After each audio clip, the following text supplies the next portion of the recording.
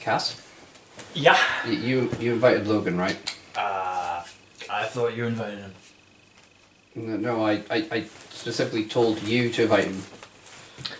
I sent message, remember? Said, yo, Cass. Here it is. Hey, Cass, oh. I sent that to the wrong person. What the fuck? Oh well. Shit. We can't cancel. We can't. We've started. Okay. Have you got anything that can stand in for Logan? I do have this cake. Fuck it, it'll do. He's sweet enough. Right, okay. I'll introduce you. You introduce me, and then you introduce the cake. Okay. Alright, okay. They won't know a thing. I'll edit this. It'll look smashing. Fine. Okay. CGI. Everything. Yeah, right. CGI. Okay. Alright. So we'll do it. 3. Edit point. 3, 2. Hello, everybody, and welcome to episode 59 of Hashtag Shout. Hashtag Hoka Haka. So no, Logan needs to be here. What? No one else has the power to do the intro. You try it. Welcome to episode 59 of Hashtag Shout. I'm here with Stevens313. How tough.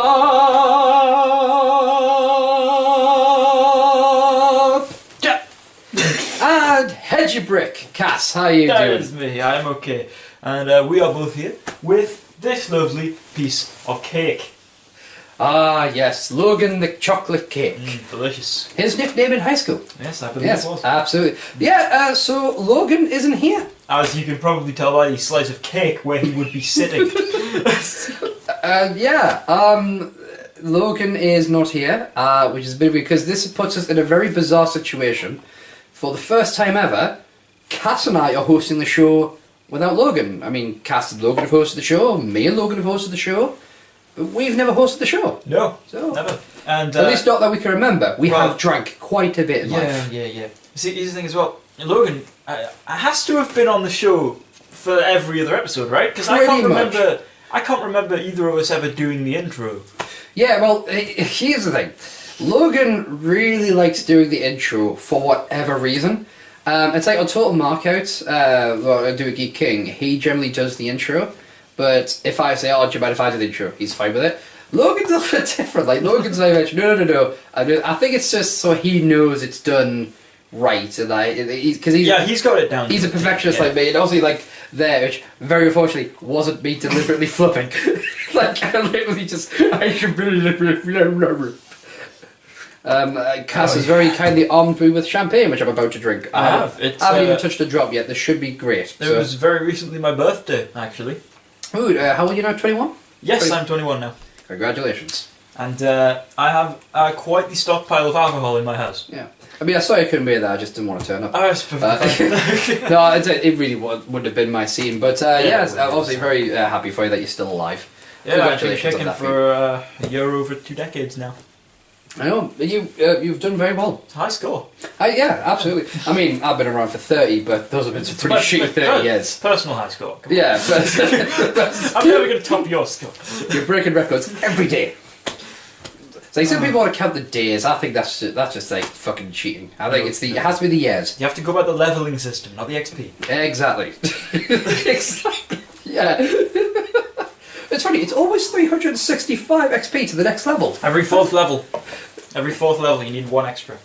Oh, I think it's to round up the percentage XP, you know, at the end. Yeah, absolutely. Although the trading system is fucking weird. It's just like, the amount of skill points I have, mate, and I haven't spent them properly. I know, same. Yeah, just for, I've wasted them. The amount of skill points I missed as well, Jesus. Like, I put most of it into charisma, like, I didn't know I'd need fucking strength and shit. I put a lot into charisma as well, actually. If you look behind you, I do have a bonus to charisma in a charisma bobblehead from Fallout 4. I legitimately have that, I'm not shocked. Yeah, you have quite the shelf here. Hey, look, charisma bobblehead there. And my Sharknado, missing a fin. Exactly. Fell in a great battle. Aye. Versus a tornado. So it's been a bit of a weird week in a lot of different reasons. I think one of the biggest things that I've kind of noticed, and I promise I'll try not to be too political and stuff, but we have to mention it. Has Jeremy Corbyn ever been more popular than before? So the gods... The gods are angry at Corbyn. Tory gods, fuck a dick! But, it's like, because I remember, like, it was ages ago, Jeremy Corbyn was, like, being slated by his own party, and he was being put in the mud, and basically talking about shit. The amount of shit I've seen on Facebook and Tumblr and stuff like that, like, they've had parades with him, and fucking... Yep. It's like, all of a sudden, it's like, Jeremy Corbyn is just fucking Labour Jesus. He's the saviour of us all. We need him. It's like, I half expect, like, you know, when if he becomes Prime Minister, and his term comes to an end, he will literally be there just going, I died for your sins. And all of our problems will be mildly fixed, yet not quite. Not yet. I think that's the best you can kind of hope for with a non-Tory government. Is any government right now, I guess. Yeah, it's like, it's not that, like, let's not pretend that they're going to fix it all. It's like, look, we can make a lot of shit better than it is, but we have a lot of shit to do, you know? But yeah, it just seems weird that all of a sudden people are on the Jeremy Corbyn bandwagon. I mean, it doesn't surprise me that Tories are in the shit that they are, because it's like that. I think the Tories are acting as if they've already won, so they just continue to be knobbers. Yeah, but they really need to reconsider that. Yeah, like, we're going to bring back fox hunting. Like, bitch, when? Just no. just no, you're fucking not. You know? When are you going to do that? Because... Not unless you're intending on dressing up as Basil Brush and running through the fucking woods there, Theresa. Because I bet there's a lot of people armed with shotguns would follow her. Here's the thing, obviously, you know, if there's any, like, Tory peeps listening, it's like, I imagine there isn't, but if you are, I mean... by this point at least. Yeah. They're long gone. Yeah. What I would say is that, you know, my problem with the whole Tory concept is that, this has been mentioned a lot recently, they seem to have this bizarre idea that everyone has other money. It's this weird concept, like, they seem to think that, you know, when they do, like, benefits and stuff like that, for example, there's a lot of people that have benefits and they rely on benefits because they can't work because of that shit. You know, I've been there myself, you know, a few people know what that's like. Yeah. There are other kind of benefits that you get whether you're working or not, or they're specifically based upon whether you work, like tax credits, whatever. Now, if you are surviving on benefits, like, because you can't work, it's bizarre because they don't see these particular kinds of benefits, they see all benefits as something that you're not meant to live on. They see all benefits as a helping hand.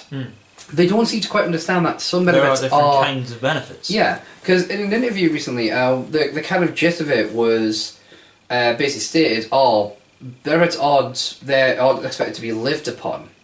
So they have this weird inclination that everyone has this other money. You know, yeah. And this is just supposed to be like a helping hand. It's like, well, no, that's not how it works. That's not how it works, because there are benefits for people who can't find work. Yeah. I mean, if those people had money, they wouldn't need to be, one, finding work, and two, claiming these benefits. That's... I'll say that, because we've recently entered things like the postcode lottery and stuff like that for shits and giggles. And I'll say now, you know, if I did win, if I won, like, the lottery, stuff like that, I would never ask for a public dime. You know, I would want to give back to the community as much as possible. Right now I'm working, unfortunately I've had to take some medical leave due to some, you know, psychological stuff, but, what it is, you know, I'm in a position where I'm paid okay, for what I do. I'm not going to start talking about my salary stuff like that, but... No, I don't want that to happen again. I could potentially... You know, I could potentially look at things that are out there, depending on my salary. I could look at, like, the working tax credit system. I could look at PIP to help with some of the issues I have. There's a few things out there that I could potentially look at. That kind of stuff is understandable to an extent. I mean, it's not necessarily stuff that you're meant to live on, but stuff that's there to assist you, depending on what your circumstances are. The severity of your case. But then there are benefits like job seeker allowance and stuff like that, which is there for you to live on until you're in the position where you can earn other monies. But when it comes to, like, a disability version of it, it's a benefit with the mind of, we don't expect you to be able to work, so we're trying to give you enough to live on. You know, it's kind of like I've checkmated myself a little bit with the benefits that I receive. I'm not going to go into it. Yeah. But the benefits that I receive are basically, they're enough to pay the rent where I'm living, and enough to cover the bills just about, and have enough food and everything on the side. But if I were to go for a job, I would have to get a full-time job, and at least minimum wage anyway. Well, I can't get any lower, but I would have to get a full-time job right off the bat to be able to afford the stuff that I have now. Because if I drop it, if the benefits that I have are dropped, I lose the house basically. And then what? I'm homeless and I can't have a job. So it kind of it's a check mix situation. So it's like, but you know, for whatever reason, you know, people. There's this big fucking myth that benefit fraud is a huge thing in this country. It's not. It's not even the fucking. It's not even any aspect of the iceberg. There is no iceberg. It's an ice cube in a fucking ocean. That's what it is. Like, the benefit fraud is such a tiny margin, but it's a go-to for people because they want to be able to blame, like, all these dirty fucking scroungers. I have friends, people I'm really, really close to, talk about these dirty scroungers, and I'm like, yo, I was one of those dirty scroungers for 2 years of my life. When I helped close down a store that I worked at. I don't mean I brought it down, I mean I helped tear it apart after we were shut up shop. Destroyer of establishments. And, I don't put that in the CV. But, for 2 years, it was really hard. Like, I had the qualifications, but, I was either beaten to the punch by someone slightly more qualified than me, or they didn't want to hire me because I was overly qualified. They worried I was just going to fuck off in the next couple of months. So I was like, well, I was stuck between a rock and a hard place. It's that I don't quite have the qualifications. Like, I got through GCSEs and everything. I got into college, but I ended up dropping out halfway through. And because of the time that took, I don't have any experience in any lower jobs, and I can't get that now because for all of them at this age, I need the experience. But also, I don't have the qualifications to get any of the higher end jobs. Because I dropped out of college. So what do? It's a bit half and half with me. It's half that I've got some things going on with myself that mean I can't get it, can't really work properly and get a job. And it's half that I could look for a job. In fact, I spent most of this morning looking for a job. I found about 2 out of about 100 that I looked through that I would actually be able to go for.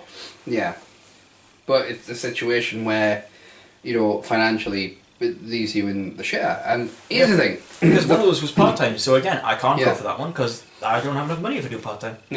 So the bottom line is, it's like benefits are a very, very complicated system. And I think a lot of people don't really understand how benefits truly work. They just think, oh, well, if you don't work, you get everything handed to you. Trust me. Not a chance. I'm speaking to someone that was on job seeker allowance for 2 years, and for most of that arguing that they shouldn't be blocking that payment. Like for example, they told me I had to look for 10 jobs in a 2-week period. 10 jobs. I came back with about 50. Right, because I am a little bit luckier. I have a lot of experience in a lot of different jobs and different fields, and at one point they made a mistake. All right, what happened was I missed an appointment. All right, which was my fault, and I got a letter from them saying I got 2 letters. I got one saying that I had to attend a meeting 2 weeks from that point. I was like, yeah, cool, no problem. Missed a meeting. They're probably going to sanction us. All fair, I made the mistake.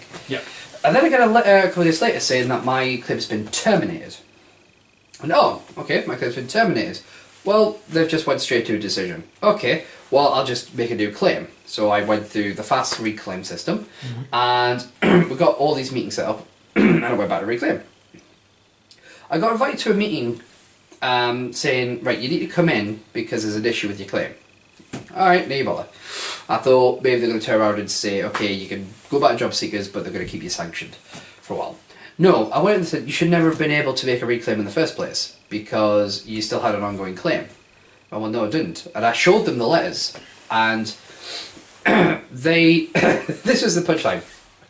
They said to me, we're not going to pay you for, it's like 9 months or something like that, because you didn't turn up to the meeting. And I went, yeah, but you terminated me because of that meeting. I went, no, it was the meeting you had afterwards. I says, well, yeah, of course I didn't, because you terminated my claim.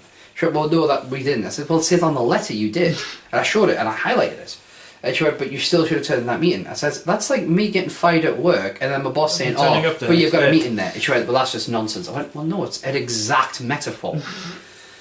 It took me about 3 weeks of arguing, and I finally got through to a lass at the job centre who went, yeah, we fucked up. And she didn't use those words. But she went, no, you're absolutely right. It went to Sunderland for the decision making, and they found it in my favour, and I got a huge lump sum back. But that lump sum was only what they owed me for that period of time. Yeah. I was very thankful that not long afterwards I actually ended up in a job. Because I was towards the end of my 2 years of being unemployed. But it was such a faff for what is really a small amount of money. And a lot of people might say, oh, you should be grateful. And believe me, I was grateful when I got it, but that doesn't change the fact that it was a small amount of money. You know? And I think there's such a stigma about it, and Tories like to latch onto that. They love latching onto this. Oh, it's immigrants' fault, it's benefits' fault, you know, and it's the left's fault. The only reason they can do that, and the only reason they do that, is because everyone is already under these false apprehensions. False impressions that the immigrants are the problem and benefit scroungers are all the problem. So they capitalise. Yeah. So I suppose the big reason why I want to like bring up politics for just this segment is just to remind people to get registered for voting, because voting time is soon to be upon us, and you need to be registered to vote if you're not already registered. I got my poll card about a week ago. Tell me when and where it's happening.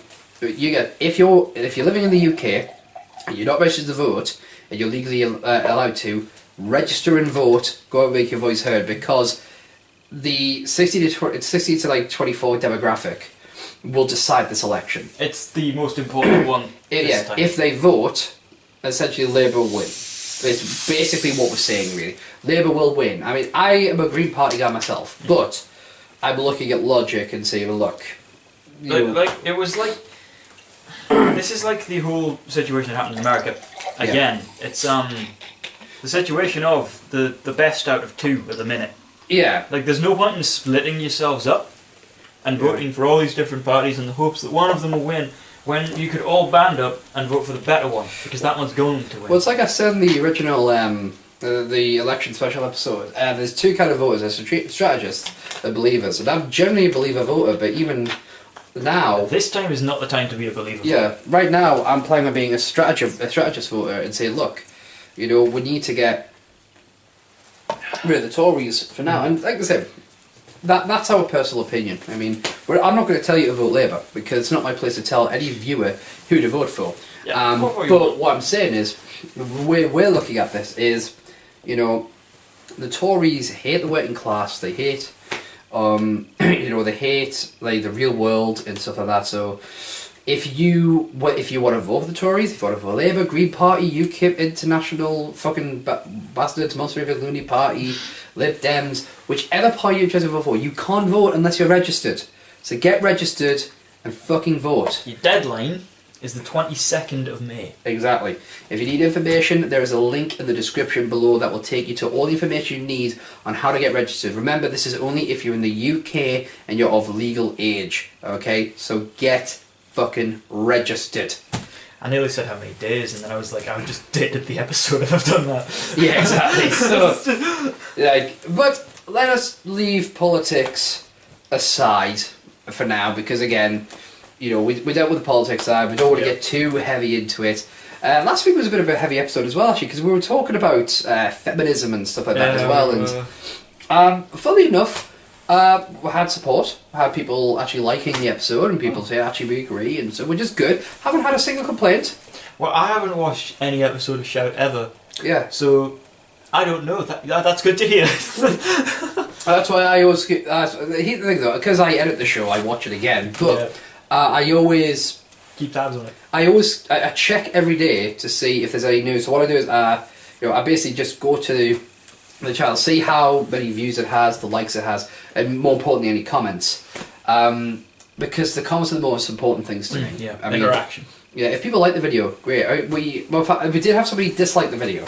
How dare they? We had a dislike. How dare they? Oh dear God. This is quality content. No, why?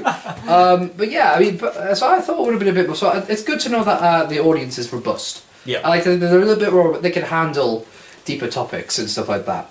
Well, as long as people sit. As long as people are willing to sit and listen to us talk about the funny stuff and also the serious stuff, then I'm happy. I think the question we get asked a lot is, what's the show about? You know, we were asked that today by a friend, and again, it's an interesting one because my answer is always everything. And my answer is a follow-up usually, and anything. Yeah, because that's like when I used to do the intro of the show. I used to say, you know, welcome to #Tramp, the weekly debate discussion show where we talk about anything and everything. You know, and that's essentially what it is. It's just 3, or in our case, 2 guys and a cake. Which sounds like a far more enjoyable video than 2 girls in a cup. You know, there's a cat around here somewhere too. Yeah, the cat might be in the kitchen at this point. Oh well. Korshak the cat. It's probably having some food. Good on it. For those of you who are Night Vale fans, you'll get that. Yeah. That's the thing. I've been reading the Night Vale book. I'm not a huge Night Vale fan. Yes. But I am in love with that because I've been suffering with this issue where I've not been able to read fiction. Like non-fiction, I can read no problem at all. Yeah, you were saying a couple of months back. I saw this book in. In fact, you guys have got a copy of it on the wall there somewhere. There it is. It's there. I'm not going to drag it because then things will fall behind a creeper. But the Welcome to Night Vale novel, I bought it for Logan when I was out seeing Logan. Oddly enough, in the cinema, I was seeing Old Man Logan with Geek King, and we put in the Waterstones, and I saw the book. I went, I'm buying that. Got back, I think it was here, and I think it was here we went to, and Logan went, "Oh, I already have it, and it's already signed." So I just kind of went, "Oh, free book," you know, even though it wasn't because I paid for it. But I started reading it, and I was actually able to get into it. For the first time in a very long time, I was able to read fiction again, and it's so fucking brilliantly written. Like, I am really in love with the characters in this story. Like, obviously some of them I already know because I've listened to a little bit of the podcast. Avoiding the episodes due to certain psychological issues that Logan said don't fucking look at. There's no point in reading the descriptions because that doesn't help. Yeah, so it's like, I'm really into that book. Like, and I'm not a huge fan of Night Vale, so if someone that's not really a huge fan of Night Vale, I bet these are characters. The characters I talk about are ones that I don't know. Like, I know obviously the actual. I know Cecil. Obviously, we know Cecil Baldwin. We know who he's talking about when he's talking about, you know, his bay. That's Carlos. Yeah. We know about the Glow character, but if you'll read this book and you don't know who the characters are, it still is great because the descriptions are just brilliant. See, even then, by the time you've reached the point of where the book is in the timeline of Night Vale, you still barely know those characters.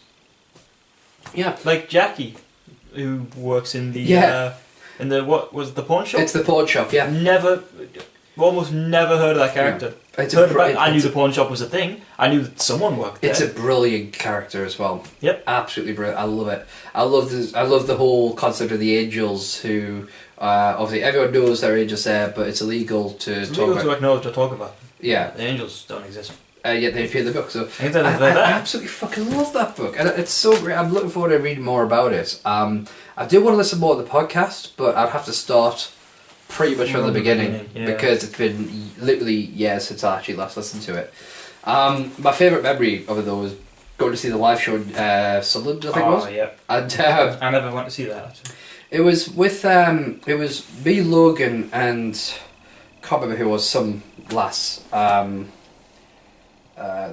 think I'll not go into it, but it was yeah. So, and the special musical guest there was, I fucking forgot his name already.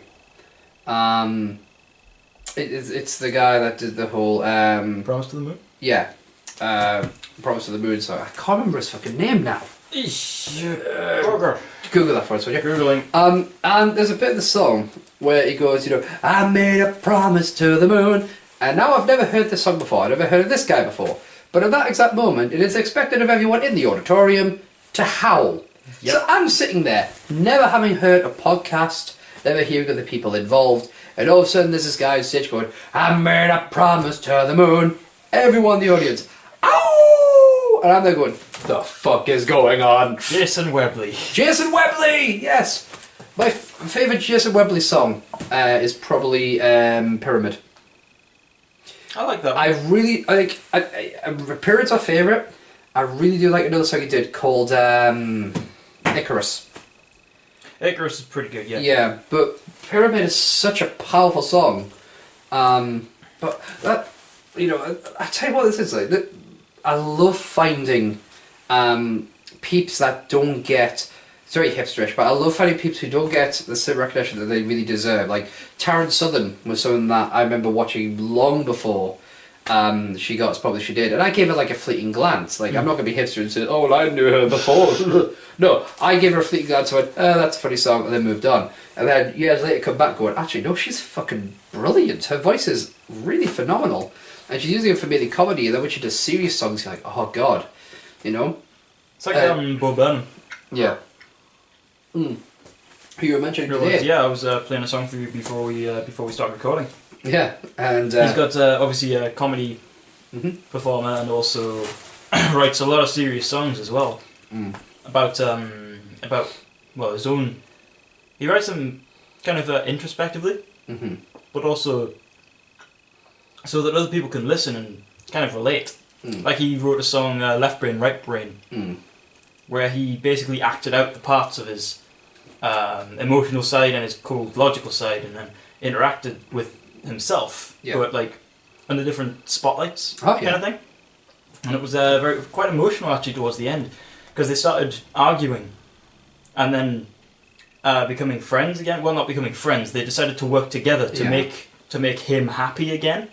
And the solution they came up with right before they were spliced back together was, it's okay, we can do comedy. That'll make him happy. And then the lights went out. I think it just fucking hits you. I think comedians, it's a classic belief, like, it's not really new age thinking. Robert Williams put it best, it's the people who try to make people laugh the hardest that tend to be the saddest. It's society that the reason why they become comedians is because they understand pain. And I don't think every comedian's like that. There are some people who are just funny because they're fucking funny. Yeah. I don't think Jimmy Carr is hiding any deep trauma. You know what I mean? But the likes of Robin Williams, obviously, who's battling severe depression and stuff like that. Yep. It makes I completely understand. And you just think about the depth that these comedians can go to. Like, it's not even just comedians. It's like popular YouTubers as well. Because I mean, if you followed Markiplier and Jacksepticeye all the way through, they've both been battling with some pretty serious stuff, but they get through it like with that. Yeah, well, the same way the comedians do as well. Yeah, and I think like one of my kind of favourite things about Robin Williams is. And it's almost become cliche, the comedy actor doing a good seriousness, but you look at Good Will Hunting, you look at 1 Hour Photo, you look at Insomnia, and you see a character who can do some really... And it's not in the case of 1 Hour Photo and Insomnia, it's disturbing.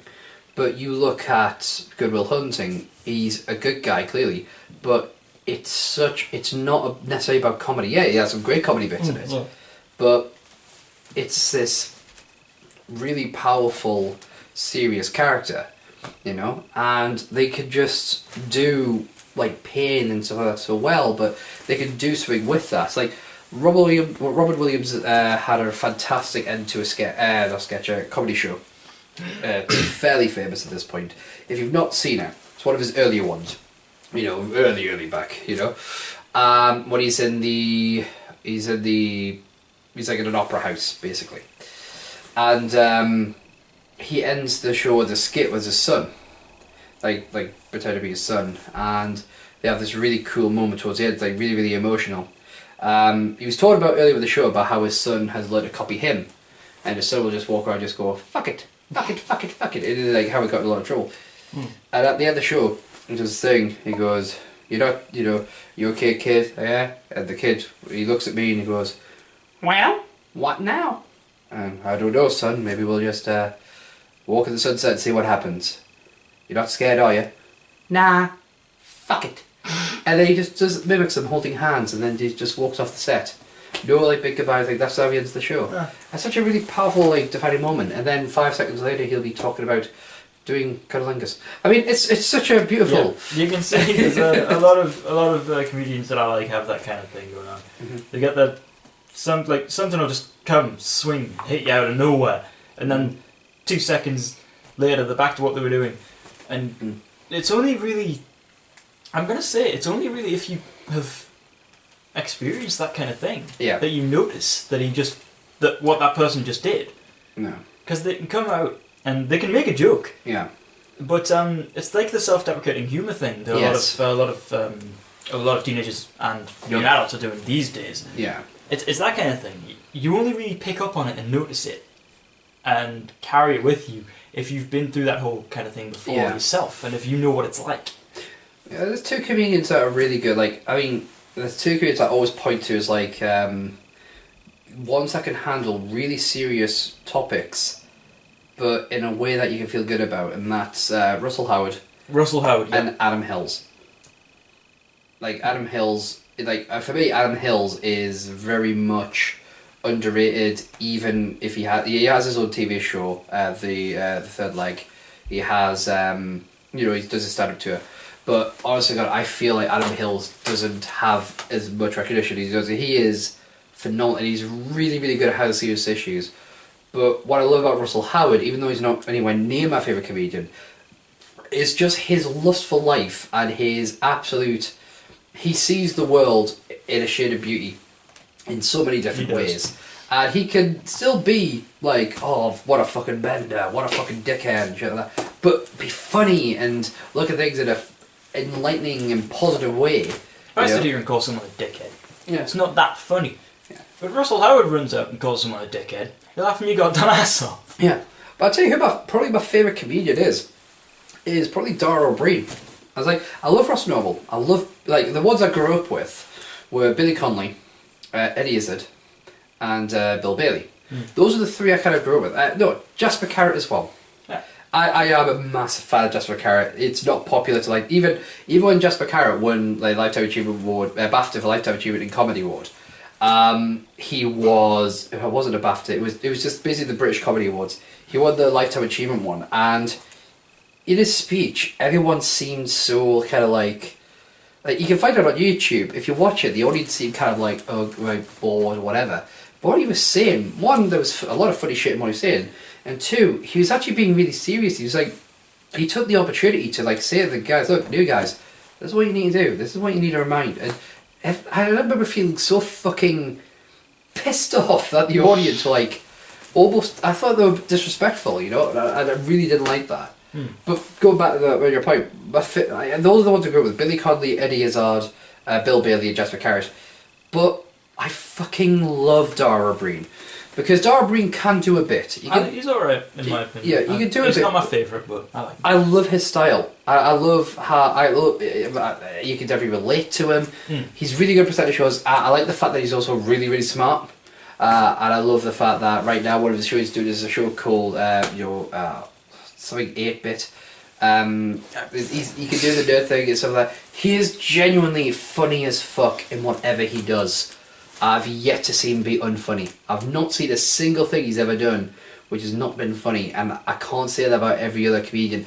There have been times that I'm getting bored with Billy Connolly, Eddie Izzard, Jasper Carrot, and Ross Noble. Yeah. I've got bored with Ross Noble a couple of times. It's like I can watch. Like sometimes what I do is I watch DVDs or videos of things that I like, but not super hugely, because they help me fall asleep. Because people say, "Oh, bore yourself to sleep." It doesn't work. No. You'll just say about other things. If I try to bore myself to sleep, I lie in bed going, I'm sorry. Yeah. I'm so bored. The trick is to watch something that's vaguely interesting, just so it catches your attention, because then you will know. I used to, a lot of the time, actually listen to... I'm going to take the jacket off. I still sometimes do it. I listen to Spoonie. Spoonie, yeah. There's a guy I've not listened to in years. I listen to old episodes that I've listened to before of Counter Monkey. Because I know I know the stories, I know the jokes he's making, I know it all already, but I cannot help but listen. Yes. When he talks. And it just helps, doesn't it? It does, because I know it, and I'm just like, I'm going along, and I'm just like, I'm sitting there, and he describes the room and everything, he describes what's happening, and I'm like, I know what's coming next, this is going to be great. And then he says it, and I'm just like, yes. He's the reason I really wanted to get into D&D. Yep, actually same. Yeah, like, Spoonie, he just made it seem so, like, I'd had a couple of games before, they weren't serious. Like, the first game of D&D I ever had, basically one of the lasses didn't like me, and I don't know why. Like, I never did anything wrong to her. I never said an unkind word, I never made a derogatory joke, I never offended her.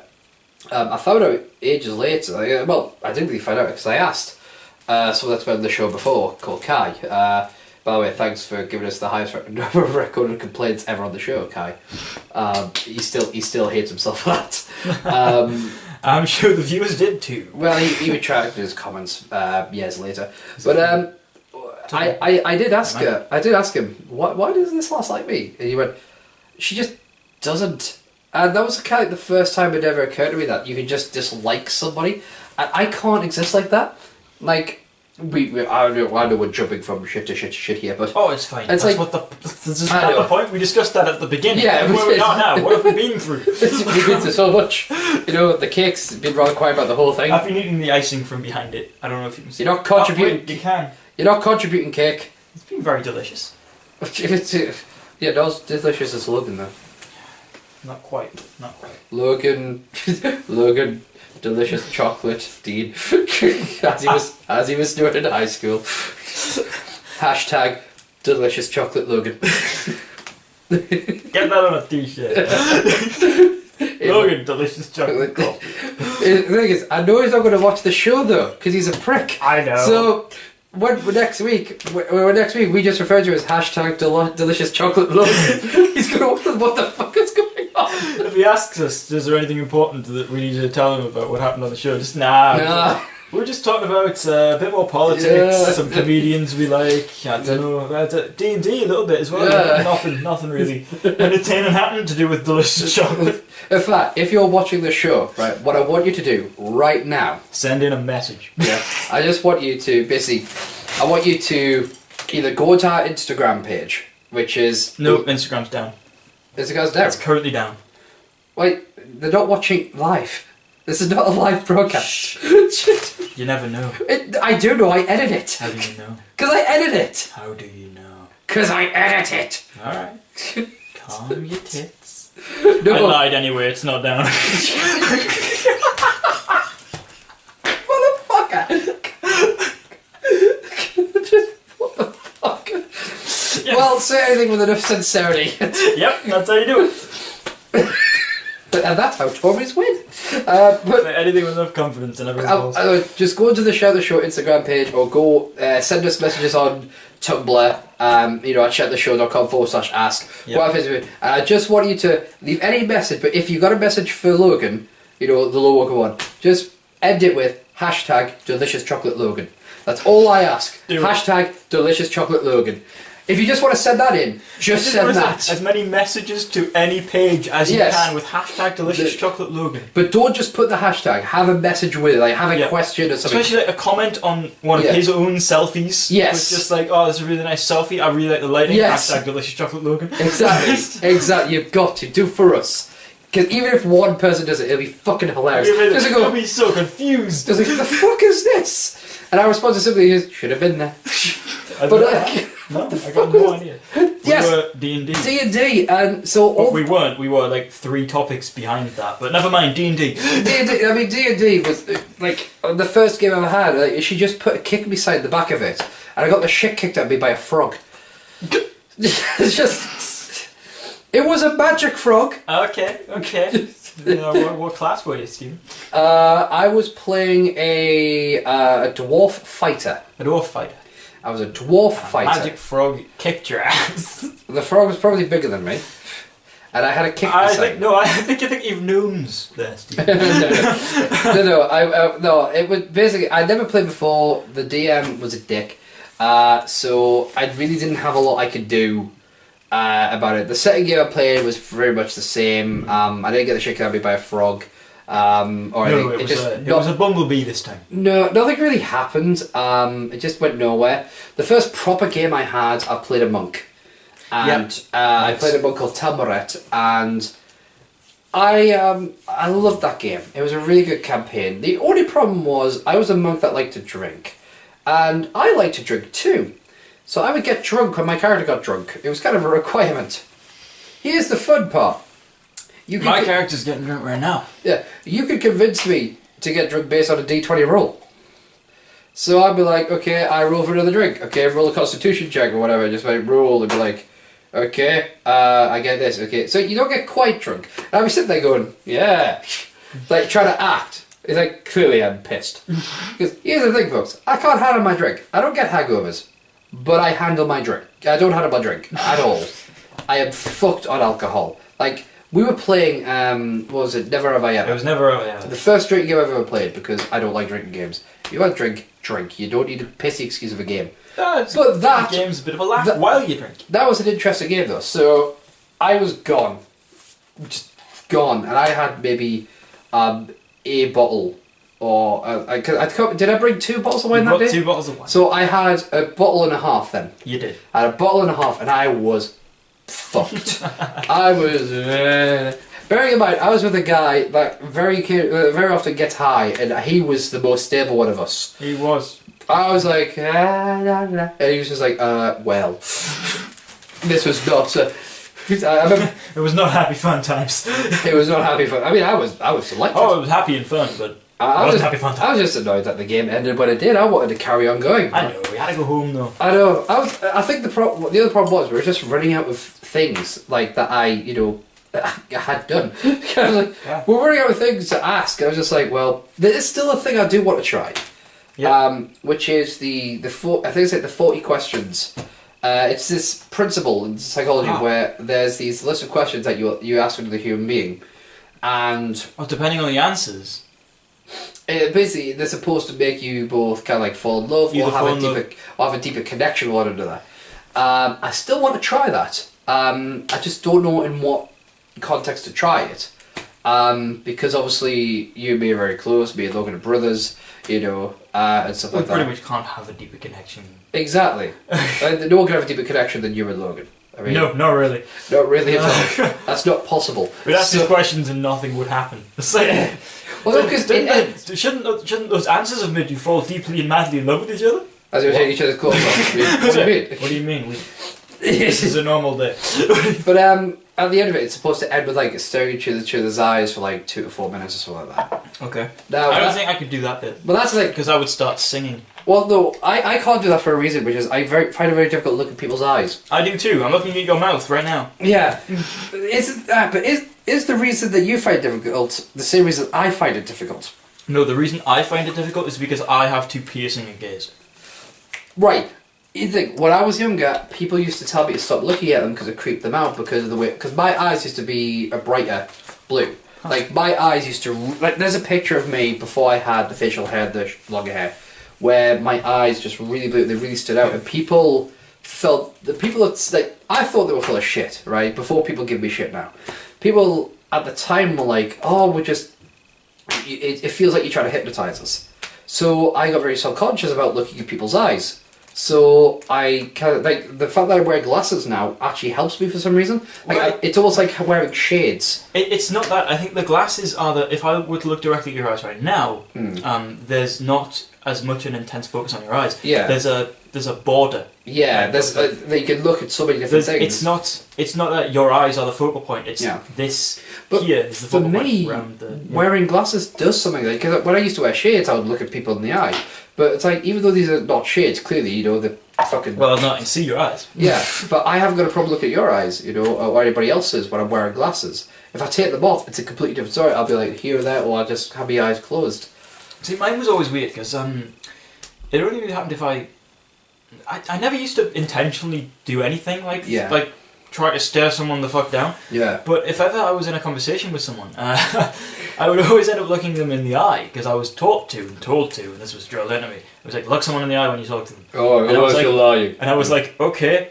And I would look them in the eye and they'd be like, very uncomfortable with it. And the same with photographs. If I look directly at the camera, which I haven't done pretty much once in this episode, if I look directly at a camera, people get very uncomfortable with the photo or the picture because my eyes are directly facing out of the picture, and if you look at them, it's not so much with me or a couple of other people that I know, but like the vast majority of people who have made eye contact with me for a prolonged period of time have gotten very uncomfortable with it. Well, it's like when I do selfies, I'd get people comment on my eyes. So like, because if I do a selfie now, like I'll turn my phone on, so like that. We'll take a selfie. But like I tend to find that I get comments about the eyes. And apparently there's a difference between when I take it with the glasses on and when I take it with the glasses off. I haven't got any SIM card on this, so I haven't got any memory card that gets in the camera. But I tend to get comments about the eyes quite a bit. They're probably like my most redeeming feature. My hair's actually the other thing people comment on, but at the moment it's not looking as good as it normally does because it's hot as fucking hell. It's very warm. I actually know if the heating's on. I have been meaning to, but I've been debating whether or not I want to get a cut and just keep it as a ponytail. I mean, in hot weather, it's a bitch and a half, but I can't really do a lot with shorter hair. Like, with shorter hair, all I can do is brush it back. That's literally, brush it back or set it apart. That's the only thing I can do. Because there is not a product in the land, and believe me, they've all been tried, that could get my hair to do anything creative. I just got mine shorter and then that way. Well, that's the thing, because when I was a kid, I used to have a side parting. Yeah. I had the side parting in this side, and I kind of looked like Hitler. So that was a no-go at that point. I didn't really want to continue with that look. Alright, so I've got my phone here, so I'm going to take a selfie. Immediately I get a message from my lass. Oh well. This selfie, I imagine, will be on the Instagram page. Yeah, so that's with it. And then it's a bonus for all you viewers out there who prefer Stephen. Yep. And then apparently it's different if I'm smiling on it, so I'll try to smile once. So. Alright. And I'm getting messages that simply read popcorn. I mean, I like popcorn. Well, actually, no, I hate popcorn. It tastes like dried cardboard. Alright, so I'll probably... By dried cardboard, I mean cardboard after it's been out in the rain, gotten all soggy, and then heated up on a radiator and dried out. It's all that is what popcorn tastes like. Don't like it. Why does anyone eat it? Oh dear God. So I've just had... just catching up with the messages from Creepy Miss Pasta and stuff like that. Yep. I'm gonna sort this all out, like I said. Right, so I'll post those 4 pictures up using layout, so people can judge for themselves. Yeah, those photos will be up. Yeah, but so I'll put a link in the description of the video as well. Okay, so. What is it? So yeah, so obviously there's like that thing with the whole eye thing. Yeah. And I'm going to do the feat of backtracking here. So. Oh. Right. Why I like Dara and Bree? Oh shit! Yeah. No, wait. Hang on. Can I fast track to the next thing? Yeah. Okay. Another reason I like comedians is because they can do that shit that we just did. Yes. Start talking. Level. Wait a minute. Yeah. The Ross Noble effect. The Ross Noble effect. Yeah. It's like, I'll get to it! It's like, you remind me for this. Yeah. I love, see, tangents are fun. Tangents are great. Yeah. Why do you like Dara Bridge? So, I love Dara Bridge for some reason, right? When I'm watching these other comedians, right? I can fall asleep watching their DVDs. Like, it's a quote about the thing of, if there's something you're badly interested in, whatever. I've seen Dara Bridge... I'm sorry, I'm interrupting again. I was about to say I can fall asleep watching Darren Brown, but then I realised everyone can. I can fall asleep watching it, but with Dara Breen, even though I've seen his shows 1,000 times, every time I still laugh my fucking arse off watching it. There's just something about him that's like... something about Dara. He's just so fucking funny. And I know the fucking reference, you twat. But there's something about him which is just so great and, positive and, like, he's got a level of sass that a lot of comedians don't have. He does. Like, one of my favourite things is like when he's doing this whole shtick about there's like different kinds of fitness, And he's like, one of the things he writes about is like, it's like, okay, can you touch your toes? Yes, I can. I have knees. I have semi-collapsible limbs that make the job, frankly, a fucking facile event. Right now. So it's like, it is one of those fucking things. So, oh god, yeah, it's like Russell Howard's level of sass. It's quite different. Yes, but it's just as amusing to me. Exactly. I mean, it is one of those things. But fuck me, man. It's like these comedians. Like, I don't believe that Dara Breen has a past and so on, but a lot of these comedians who do have a past. So you don't believe that he has a past? No, I don't believe he has a dark past. Right. I thought you just said, I don't believe Dara Breen has a past. No. Yeah. Oh yes, Dara Breen, begotten, not made. How old is he? Never. And How old is he? No. Never and always. There's at age 6 he was born without a face. There's the other thing that fucking, try to bring mathematics into like all that kind of. Fuck. Oh no, he's died. Oh, I've died. Oh, I just shit. twisted and landed on me. Don't make me host the show on my own. No. I have 3 people maybe watch my It's solo alright, podcast. you've got delicious chocolate. Hashtag delicious chocolate Logan. Chocolate Logan right here. It's a good thing we don't title these podcasts, because if we did, Episode 59, hashtag delicious chocolate Logan. maybe we should start like titling them. Like, there's a weird thing though. There's definitely a school of thought. There's 2 that says, 1, definitely titles can really help. It gives an idea what the show's going to be about. And also, no, it really can't, because if you were to look down a list of our podcasts and see, oh god, I hate to do that. The political special, Yeah. I imagine that one's all about the politics and really going on. When it was uploaded. Hashtag delicious chocolate Logan. I imagine Logan was slathered in chocolate head to toe. One of my least favourite things about editing the show and uploading the show is having to write a description for it. Because there are times, even after I've just finished editing it, I can't remember what the fuck we talked about because there were that many tangents. Well, this episode's going to be fucking fun, isn't it? This synopsis of this one is just going to be... We discuss why we like tangents and comedians. Yes. It's just, we think. Maybe we did. Yeah. God. I still have that Cards Against Humanity footage as well, by the way. I don't know if we're going to do anything with it. Maybe. But that was another tangent. But like we all. God. So let's create a fixed point in time, and let's go back to the topic of D&D, shall we? All right. A fixed point in time. Loop for days. Son. So let's Back to D&D. We discussed your first game. Yeah. My first game was actually with you. Yes. I'll just fix the time stream here. So it's there we go. Time stream fixed. There we go. Yeah. My first game of D&D was as a player was with you. Yeah. As another player, Delicious Chocolate was the DM. Yes. The DC. Yep. But no, that was quite fun. I played my favourite class actually, the rogue. Right. The basic rogue. And you played a bard. Of course. We had a rogue and a bard. Yes. It was quite a serious game. There were some funny moments. I can't remember exactly what happened, but it was a serious game with its hilarity thrown in for the mix. It was essentially a Doctor Who episode in many respects. Pretty much. There were times where it got really fucking serious. I was running around doing, rogue things, and every now and then some big bad would pop up. Bard starts playing, rogue goes in for a couple of swipes, have a couple of bit of back and forth. It was quite fun. Yeah. I think the current game that we've got going on, which we need to get back to at some point with you DMing, yes, is the tale of myself, hashtag delicious chocolate Logan, and Creamus Pasta. The Sunless Citadel. Yes, the Sunless Citadel. It's a pre-made campaign online if you want to find it, if you're interested in that kind of thing. Yeah. And I'm just going from the book with it. Yeah, improv. I mean, it's like I'm enjoying getting to play my my character, who is a sorcerer, and I just love the fact that I've got the worst Scottish accent in the world. It's not even vaguely Scottish. I mean, some people who don't know what the Scottish accent really is will be totally convinced, but to me it sounds like a really drunk beetle.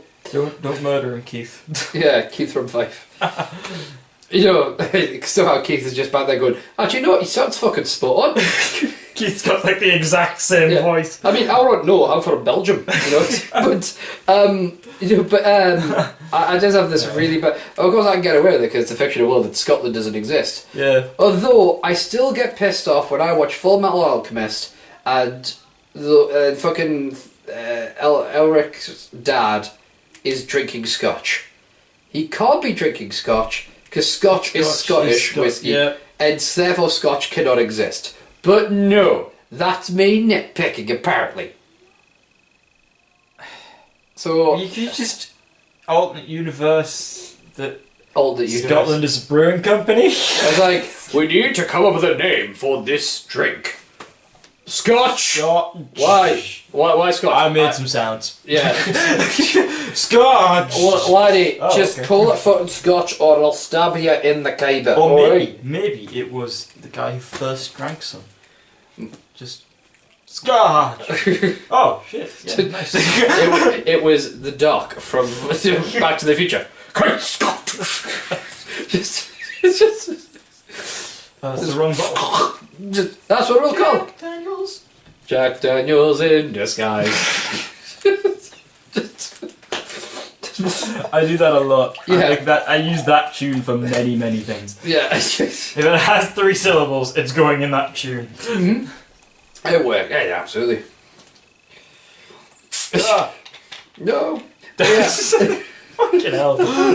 No. We need Logan. Alright, I'll tell you what we'll do. Let's showcase our amazing voices. Are you doing the Halo? I was. Almost. I think I was wrong a little bit, but I was attempting. I'll just put like reverb on it in edit and make it sound like fucking. There was no editing. What are you talking about? Well, you're just using the golden power of your voice. That was beautiful. Yeah, it's like when I do Hard Up, like it actually does the reverb on its own. If I may backtrack many episodes. Yes. I will actually have to get round to reading out a poem. Yes, Sylvia Plath. Well, we do have. Oh god, we've got another question since then. Jesus Christ! Really? A question while we've been recording? Okay, I know for a fact that at least one of these is my old buddy Lewis. All right. Okay. I don't think. I know for a fact that one of these is Lewis. Yes, I know my voice is abnormally loud. There's no reason at all. Don't know what you're talking about. So okay. There might be background music. Oh god. That's just none of my business. So we have questions. Yep, that's all right. So if you want to ask us a question, as the graphic at the bottom of the page says, just send us a question to shouttheshow.com/ask, or you can send it as a comment on the video or on our Instagram page or our Facebook page. So I'm just going to go down from most recent backwards a bit. This one, I know for a fact who it is, so I'm going to name and shame you. It's not really that much of a shame, to be honest with you. I am going to name you on the show Lewis. Because Lewis was a buddy of mine back when we worked at a company called National Savings and Investments. Basically, dealing with like bank account, like growth bonds and shit like that. Very boring shit. And first of all, I posted a comment on Twitter saying, "On my way to Shout the Show recording with Hedgie Brick, send us your questions." He immediately replied, "And Ian Brady is dead." Yay! So, you know what? I mean, the way you phrased it, yeah, it's not relevant at all. But great, good news. Yeah. The psycho fucking dickhead is dead, and we'll never have to deal with it again. Although there is that fucking thing about what was it you saw? The door, like they were saying, his ashes must not be. I've got an article open right now on my laptop. Hang on, let's go to the article. The article this is fucking amazing. Okay, before we start, the Shout Legal team, which is me and a cup of coffee, would just like to remind everybody that we do not condone the actions of Ian Brady or any major psycho serial path. Serial path? Yes, a series of paths that lead to shithood. But no, Rita Bix Road. Logan, where are you? Hashtag this is struggle Logan. That's a church waiting to happen. Hashtag delicious struggle Logan. The deliciousness of Logan be with you. Oh god. But I want me a slice of that Logan. In fact, I now want a T-shirt. Delicious the chocolate the Lone Walker won. I want a T-shirt that has a slice of cake where there's like a cartoony face of Logan on it. You know, with Logan's chubby face on it. Yeah, and just a piece of delicious chocolate Logan. No, we don't condone obviously the accent. We're not trying to celebrate any serial killer's lives by talking about the death. If you have to be made aware of that, God bless you.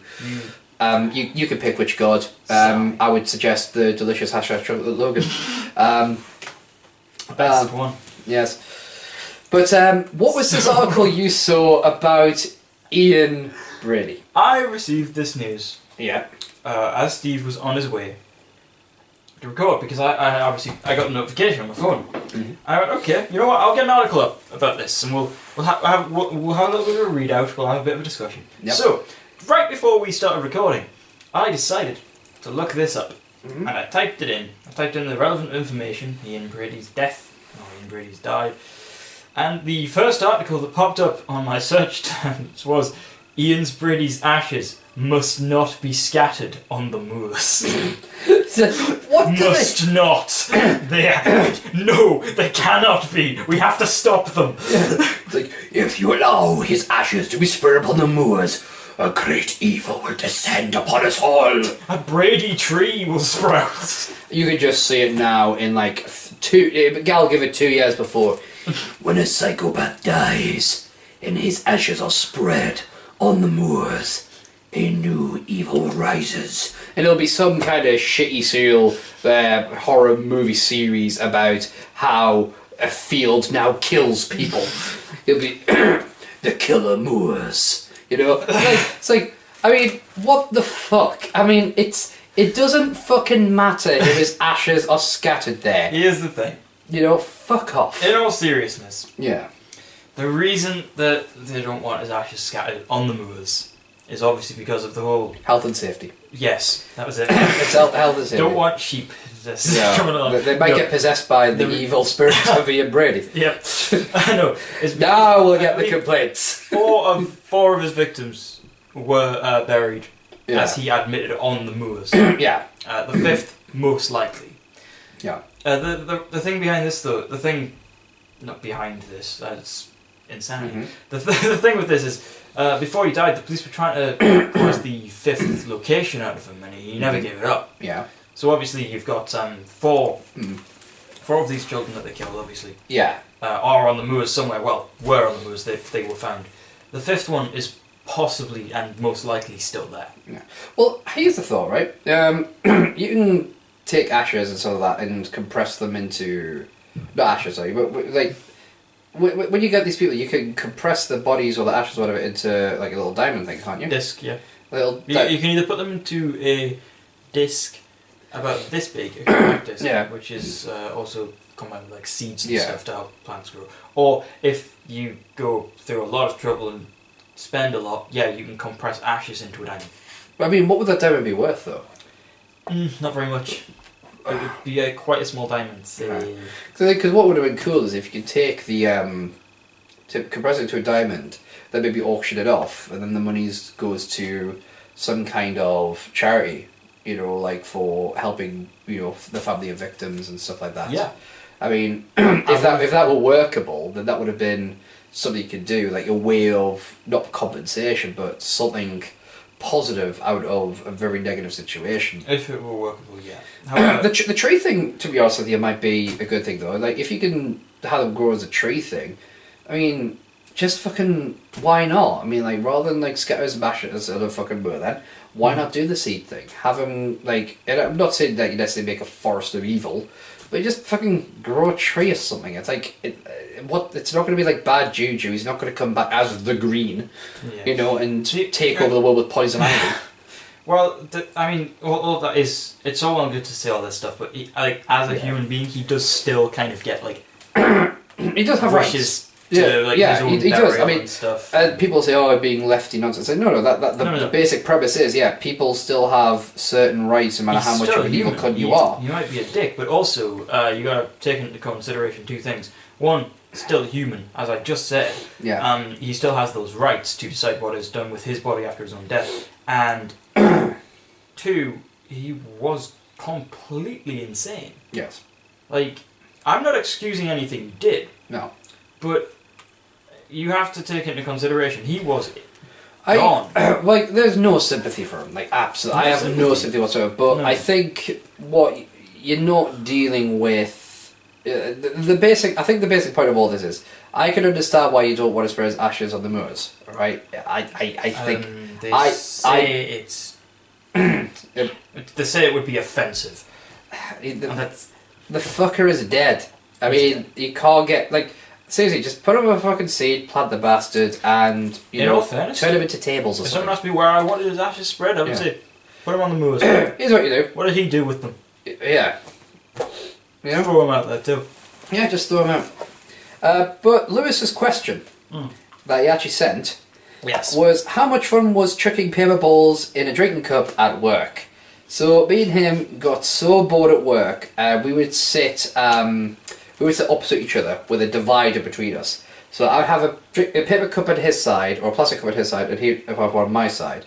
And it turns out we'd have to throw over the thing to get it into the cup. And that, for us, was the Olympics. Like, that gave us so much fucking pleasure to get rid of that part-time job. How the days flew by. So thanks for that really interesting question that our viewers will clearly love, Lewis. You bastard. Love you, bro. Next question. Personal question. This is a little bit deeper. Personal question. Where do you see yourselves in 5 years' time? What are your plans, and what do you do to keep motivated and enthusiastic? That's a bit of a deeper question. It's interesting. 5 years, like, I don't like thinking like that, if I'm going to be honest. I used to try and think like that, but I find that the more I look to the future, the more my panic sets in, and I feel very depressed. Not because I think it's going to be bad, because it's just so much worry. Like, for me, I just want to focus on, like, the things I need to focus on, the here's and the importances of the here's and nows. Not even just the here and now, maybe next week. Yeah. I'll put it next week, but the further ahead you go, the more stuff that can happen, and the more stuff happens that you're already thinking about, then the more stuff becomes a possibility that could happen later on, and that just builds and builds and builds and snowballs. I mean, don't know where to go. What I would ideally want is my last, Lord S. Wolf art, or LSW art, living here, and she wants to be a contributing member of society here and stuff like that. She's a great artist, great YouTuber. I've plugged her on the show before, and I want her living here, and that's and just keep doing these shows, like these shows that we do for fun. We don't make a lot of money from this at all. But I would like to, like, in terms of the show. In fact, not just that, but this channel, because obviously, just to kind of explain the background mechanics of the whole thing, TWA Productions, or the Wandering Angel, is a channel that I run. It's my channel, but Shout is a co-work between my channel and Misfit Media, a channel that you and the hashtag Delicious Logan are both working on. Yes, we're building that up steadily. We've got content planned, but nothing in the works just yet. Yeah, I mean, it's a lot of trying to work out basically how to get the equipment to do what you want, the Let's Plays and stuff like that. On the GW channel, obviously, we have Talk Market, which is a wrestling podcast that me and Geek do. And basically, we took a lot of time just to take a break from things, just to try and get our heads in the right place. And that's why we're doing the shows now, because we feel we're in a position where not only can we do the show, but something is actually helpful to us to have something to kind of focus on as we go. But growing the channels is one of the goals, really, and just having content there that we enjoy. That's the important thing for us. We do this for fun. Yeah. If we made money out of this, fucking great. Bonus. We put more money into doing it for fun. Exactly. But ultimately, we're not here to make money. And we're not here to. We just want people to have a good time. And again, I like I like knowing that I myself personally have not this, but other things that I can go listen to, like Spoony, the Game Grumps. Big fan of the Game Grumps. I like having those kind of things to go and listen to, put it on in the background, and just do my own thing. While sitting and listening to sometimes people talking about serious stuff, and sometimes people just having a laugh. And that's what we're doing now as well. I like to know that. Sorry. I like to know that I'm involved in creating that for other people. Like, I don't know where I'm going with this. It's the idea of creating something that can help somebody else's spirits come up, and it's something that entertains you at the same time. Yeah. It's so beneficial because it's a guilt-free high. You're helping somebody cheer yourself up by cheering yourself up. I'm doing what Spoony and Game Grumps are doing, but to a lesser degree, I must say. But I still enjoy knowing that I'm doing it. Other people out there, listeners, can just stick this on, pay full attention, or just put it on the background, do whatever they want. And I like knowing that I'm part of that. I have had people ask me if I'm interested in doing ASMR. I am. I just don't know how I would go about it. Like, I know the mechanics of how to record shit. Oh, yeah. But, like, what approach I would take to the ASMR. So what? I might try reading shit. Just, like, maybe do readings rather than, like, try to... Because I'm not going to be on, like, a pro level like the One Lilium or Sophie Galoshes and stuff like that. But I can start by reading stuff. See, I wouldn't mind doing readings of things as well. But not for an... Yes, Sylvia Plath will be the first when I get round to it. The hype for that now, bro, is just like... we have to find the person that originally requested that. I know, but we can't. They were anonymous, weren't they? They were anonymous, yes. Sadly. Well, I would do a personal one if I knew who it was. Yeah. I would do a personal video. If the person who requested that is watching... If you're still watching... Well, first of all, thank you. Yes. Jesus Christ, thank you so much. Yeah. And also... I'm so sorry. Yeah. I'm just a massive moving away procrastinating. Let's go. Moving away from the deep. Is it true love when you can take a dump in front of each other? We briefly discussed this. Yes. We read these questions before the show. We briefly discussed this one before we started recording. Yes. And I said no. I don't think it's true love. My response was it's apathy. Because you just don't care. True love is needing to take a shit, but you fucking wait anyway.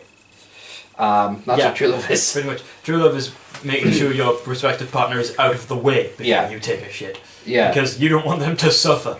Exactly. Now, some of these are slightly older ones that we've had in the past, but we've never really got around to answering properly. Okay. So, if you had to completely give up meat for health reasons or whatever, which meat would you miss the most? The one I would miss the most is beef. Beef is what I would miss the most. Because I have that in more varieties. Like, I have that in, like, a minced beef for, like, a bolognese, or in a taco, or in, like, in the fajitas I make, because I use them as, like, a filler. In certain stews, in fucking burgers, because burgers are used to make. You know, I would miss that in steak. I would miss it in fucking, stuff like that. So, I'm with you, but also I have to say pork as well. Well, bacon and stuff like that as well. Bacon, yam, and all that stuff. Some of these that we've covered these before, so I'm just seeing if there's anything that seems a little bit unfamiliar. Okay. Oh yeah, there's this one. I'll just cover this one now, just in case I didn't cover it last week. So here's some would you rather questions. Would you rather be 3 foot tall or 9 foot tall? 9 foot tall. 9 foot tall. Be very hairy or very bald? Hairy. Just shave or wax. Shave. Spend 1 year in jail or be vegetarian for the rest of your life? Vegetarian for the rest of my life, I imagine. You know what, vegetarian, yeah. Yeah, I could been in jail for a year of my life. I'd have to explain that on job applications, and I can't be asked with that. Yeah. Also, meat substitutes are a thing. Nothing would change really. Yeah. Have feet for hands or hands for feet? Hands for feet. Yes, because you need your hands. Mm-hmm. I can function with hands for feet because I can still walk. Man, your shoes will fit you like a glove. Yep. And have to fight a tiger or a bear? I'd rather have to I would rather have to fight a tiger. You haven't got much of a chance with both, but you've got more of a chance with the tiger. Yeah. So that it's like a bear can get one good hit on you and you're down, and that's it. But if we're actively fighting here, a tiger can. If we're actively fighting, we're fucked. But as long if perchance I manage to grab a weapon, you have a slim chance at a tiger and no chance with a bear. Not a chance with a bear because it's just going to swipe you, and no matter where it hits you, you're on the ground. Yeah. A tiger can give you a good swipe, might gash you open quite badly, but if you can get something in, maybe the eyes, maybe. I don't know, the nose or anything. If you manage to scramble for a weapon of some description, you've got a chance there. Pretty much. Not with a bear. You're going to hit a bear with a stick, and the stick's going to break, and you're probably going to also break your arm. We have. Before I go on, sorry. If it's a bear's going to a bear's here, and you're in this encounter.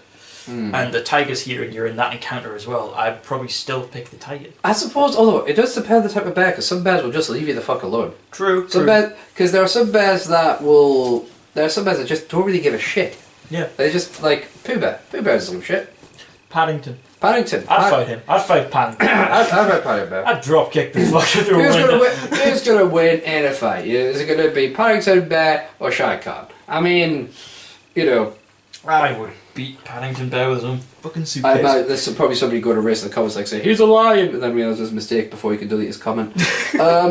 So there's another question. Apologies if my English isn't so great. I'm not a native speaker. Well, so far so good, so you're fine. Yeah. Well done. What are your favourite hobbies in real life? Do you guys pursue any interests besides the internet?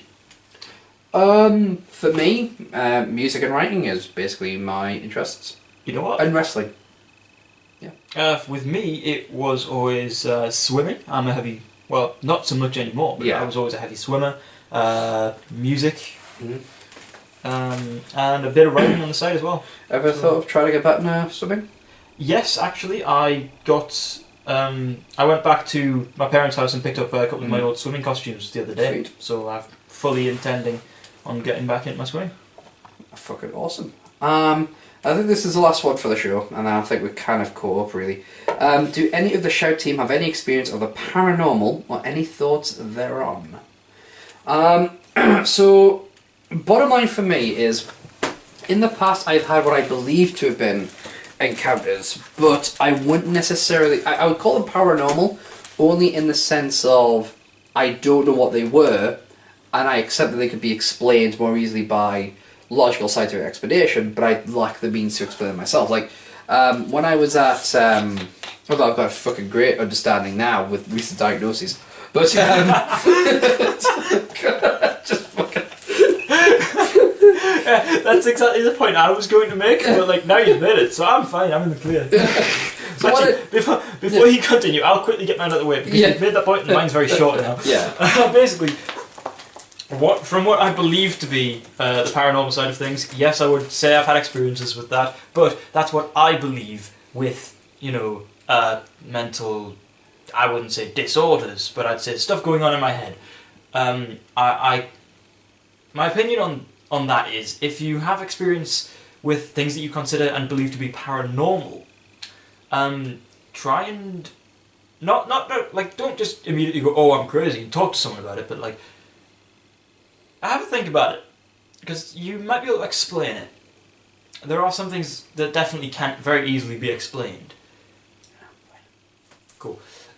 There are some things that can very easily be explained. There are some things that, again, you won't be able to explain, but you'll kind of doubt it, but you might believe it. Again, it's your own viewpoint. But with me personally, I know what it is. I still can turn around and say that I believe that to be a paranormal thing that has happened, but on the flip side of that, I do know why I say that. Yeah.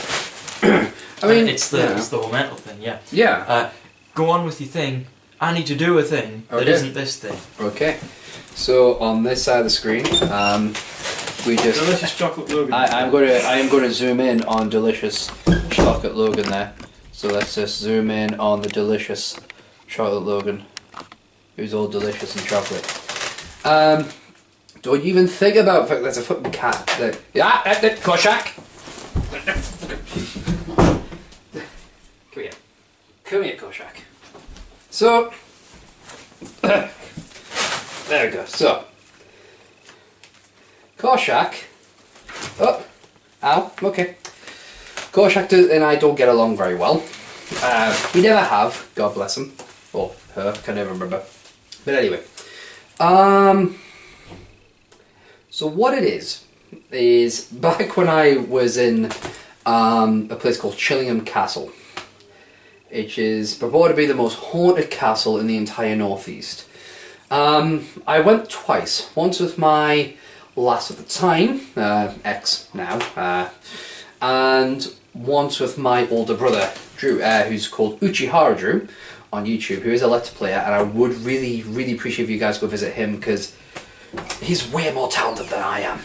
But in any event... Thank you. Yes. Koshak was trying to get through the door before. Yeah, I heard him. Yeah. So, you're going to have to sort out your own camera there, basically. Let me just... That's fine, that's fine. There you go. Probably not back to where it was, but we're fine. Okay, so... I've got a cat now, guys. So, hey. chill. Yeah. Hashtag Koshak.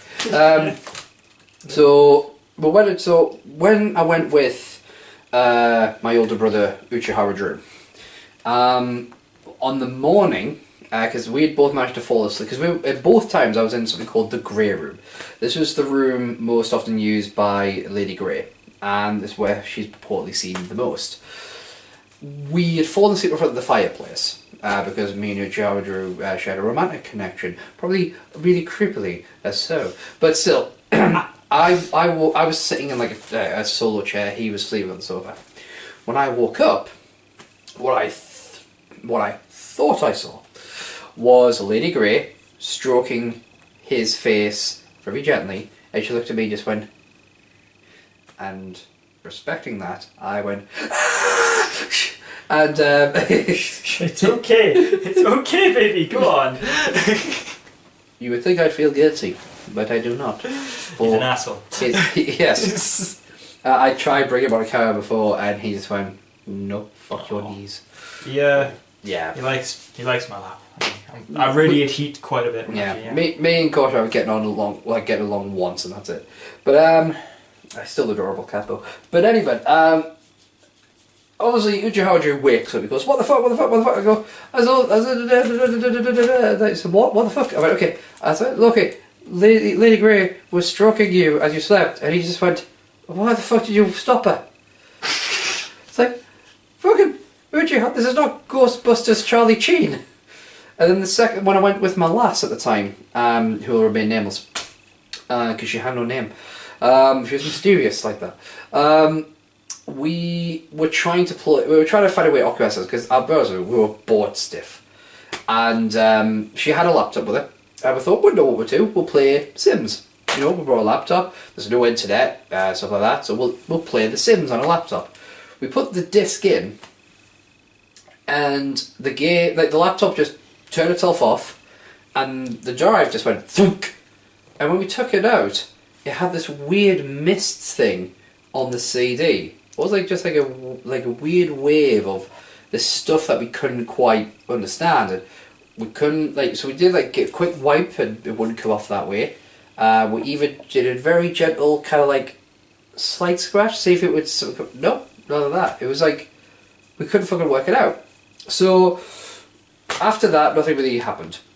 So then a couple of days later, we went to Game Centre. I think it was called Game Centre in Metro Centre. It's not there now.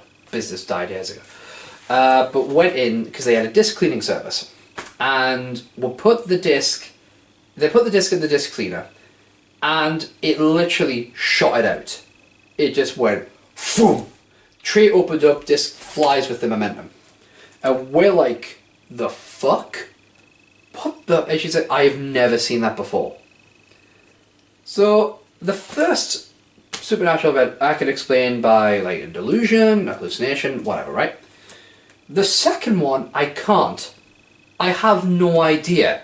The logic side of me tells me it's not ghosts.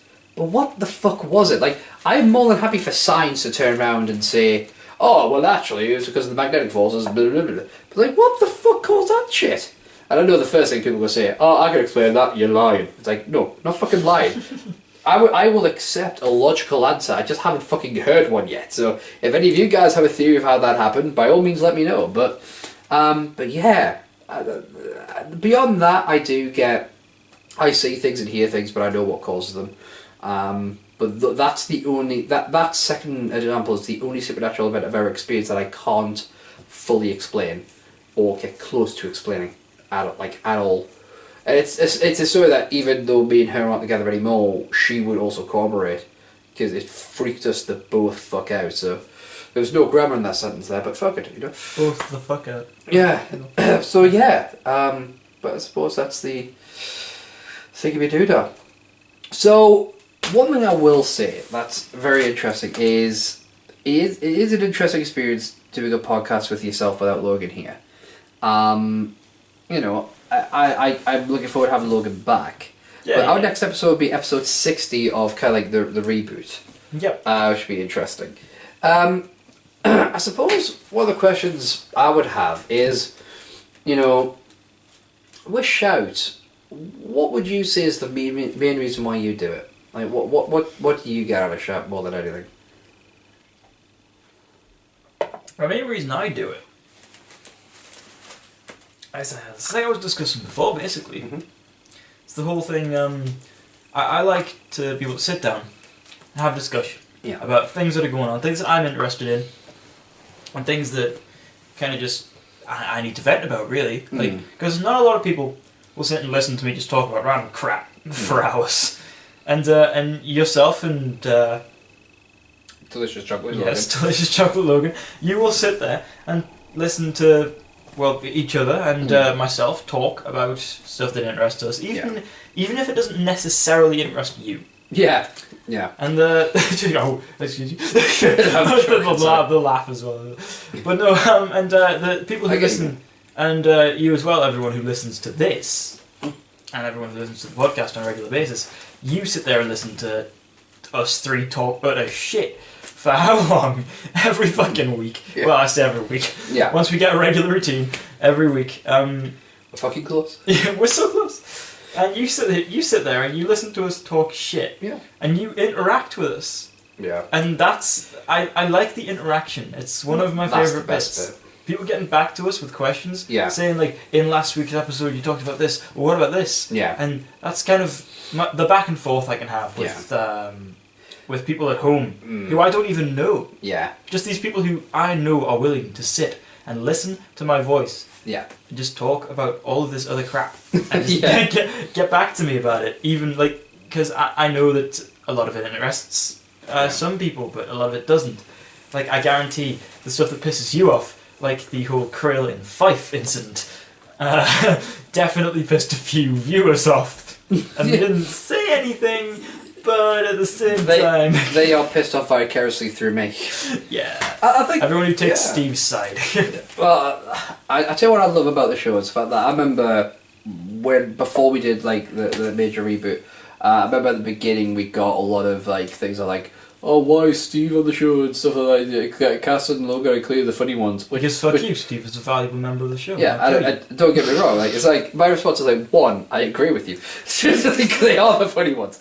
They're the star power. I'm the guy that stops shit from dying. And essentially, like, my role on show has always been to find the best people to do it and to just be someone that can ironically have like a consistency track, like, because I'm the one that goes on tangents more than anybody else, but I'm always I can't help but be aware of the passage of time and camera angles and so I'm basically the guy that goes, you know, okay, well, I'm just going to try and keep things going. I know I'm not going to be the funniest person on the show, I know I'm not going to be, you know, the most entertaining, but what I like to do every now and then is to have my fucking say, and like, you know, I've got a fucking platform.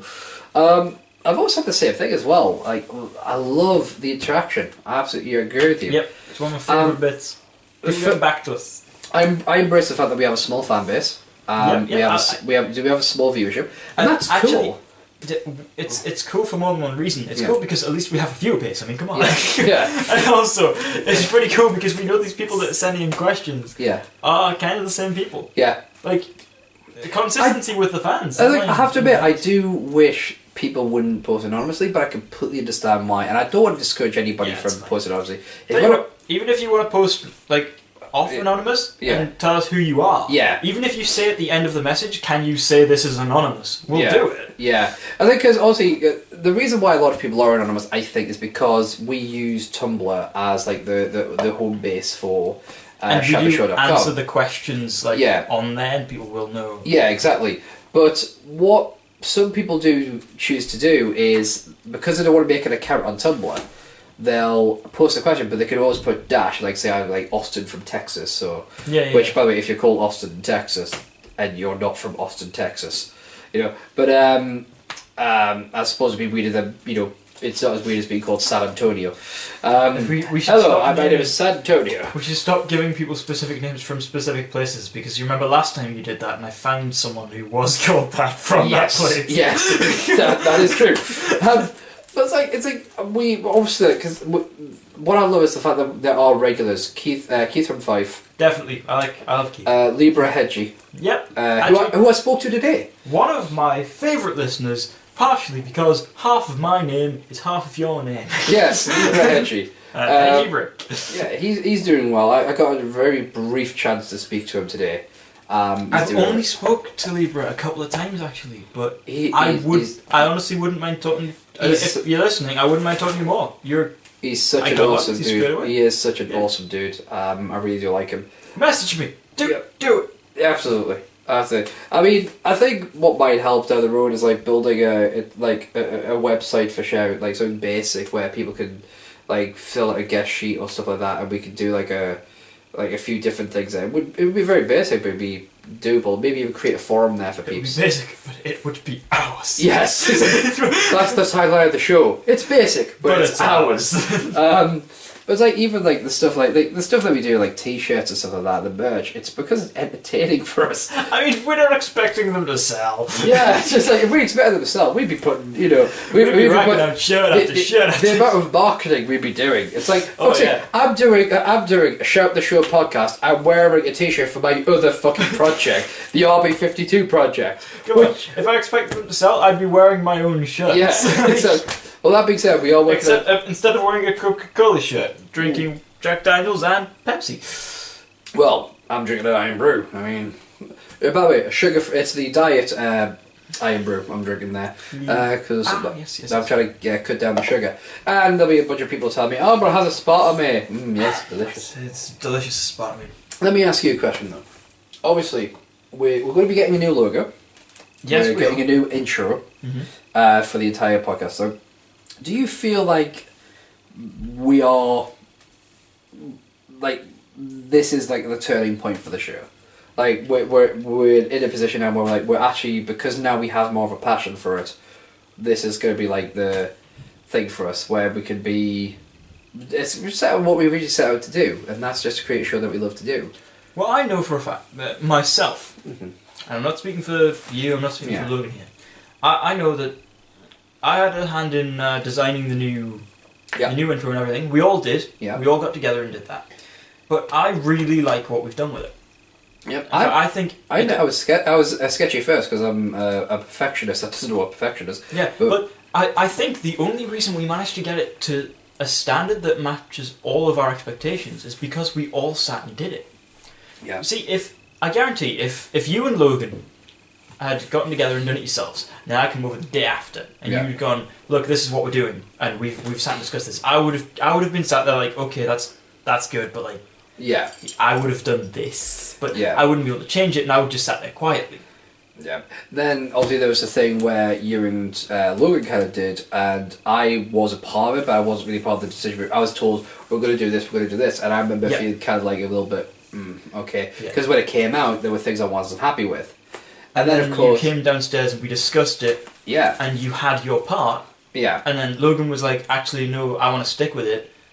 But then I was there to step in and say, what if we did this in the middle? Yeah. And we all got together and had the right thing. The thing about me and Logan is we're both very, very stubborn when it comes to creative projects. Definitely. It's why when show first started, I came up with the concept. He came up with the name. He wanted to do a podcast, but he didn't quite know how he wanted to do it. I had the method. He had the presentation. Yeah. So what happened was we agreed to do it on a bi-weekly basis. I would present it 1 week, then the other week he would do it, and then back and forth. That was the only way we could creatively do it. But it was such a different thing. I mean, if you go way back then, that was when we used to have, 3 guests on for a 4-person panel, and we'd all have 20 minutes to talk about a chosen topic. And it was like, it was such a different thing then. I can't even imagine us trying to do that now. Oh, I wouldn't want to. It wouldn't work. It wouldn't, absolutely not. That's one of the reasons why it kind of stopped being fun, because it was always serious. Even when talking about things which weren't necessarily that serious, like gaming and stuff like that, it just got so fucking serious. So I like the way it is now, where it's literally just, we don't have a plan. Then we may say, right, we need to mention this. It's like, for example, just to get a bit personal, last week, when we did the show, I very recently lost a friend, what we now know as suicide, which is something that unfortunately is something I'm very, very familiar with. Yeah. In life. And I remember thinking, right, I want to do a bit on the show where I talk about the importance of friendship and look at each other. And when we came to record the show, I was just having so much fun recording the show and talking about random nonsense and getting involved in serious topics like feminism and social justice and stuff like that it completely escaped my mind to talk about that. Yeah, half the time I'll come to the show with something in mind that I really want to talk about, and I'll forget. I mean, a lot of the time, if you really pay attention, anyone who listens, even you, Steve, you'll notice I halfway through a show I'll say something, and then I'll just go off on a massive tangent, and 3 weeks later or so, I'll be like, oh, actually, this thing. Yeah. And it'll be something I talked about 3 weeks ago, but I never got around to talking about. And I'll get it later on, but I'll get it.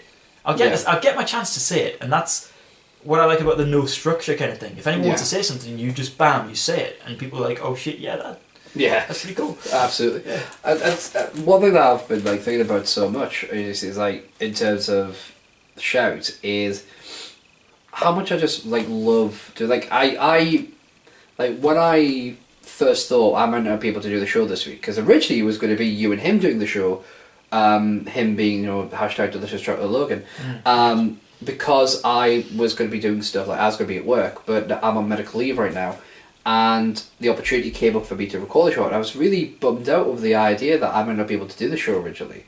And then when I was like, oh, we're going to get to do the show, it lifted my spirits. It really helped me out, because most of my friends live far away. I've got Geek who's in Geek King. He's in Florida right now on vacation.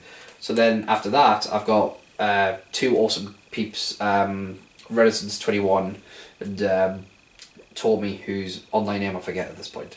But they live in America. I've got my fiance that's in America.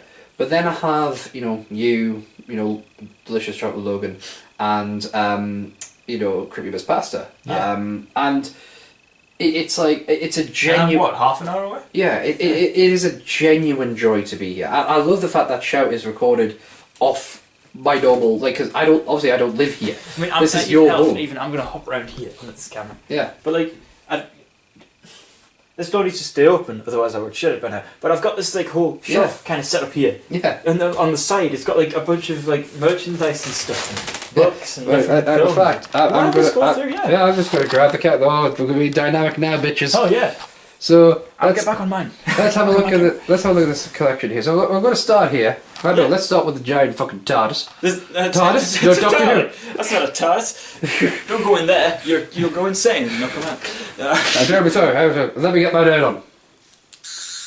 There you go. But no, we've got... I will explain this in a moment. Board games. I've got books up there. Obviously, this is bookshelves, but I've just put a bunch of stuff on it. I will point out that behind this creeper is... The Welcome to Night Vale book that I was talking about. Yes, Welcome to Night Vale, the book we were referencing before. Evangelion is on there. A lot of DVDs. Oh yes, Evangelion. Yes. We have this pig. A lot of Minecraft pig. John Green stuff up there. There's some. I feel there should be that. There's some manga. Stitch. Just a bunch of books. There's pop vinyls for days. Don't go too low. You'll end up looking at Mika's skirt. Ohana means family. Family means no one gets left behind or forgotten. Oh God. Give the guy.